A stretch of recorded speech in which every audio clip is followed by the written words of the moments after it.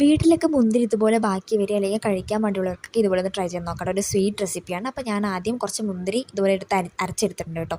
ഇനി നമുക്കൊന്ന് അരിച്ചെടുക്കാം. നല്ലതുപോലെ അരിച്ചെടുത്തതിന് ശേഷം നമുക്ക് കുറച്ച് കോൺഫ്ലവറും കൂടെ ആഡ് ചെയ്ത് കൊടുക്കാം കേട്ടോ. ഒരു ബൗളിലേക്ക് ഇട്ടിട്ട് കുറച്ച് കോൺഫ്ലവറും കൂടെ ആഡ് ചെയ്ത് കൊടുത്തിട്ട് നല്ലതുപോലെ ഒന്ന് മിക്സ് ആക്കി എടുക്കാം. എന്നിട്ട് നമുക്ക് കുറച്ച് ഫുഡ് കളറും കൂടെ ആഡ് ചെയ്ത് കൊടുക്കാം. എന്നിട്ട് നല്ലതുപോലെ ഒന്ന് ബീറ്റ് ചെയ്ത് കൊടുക്കാം.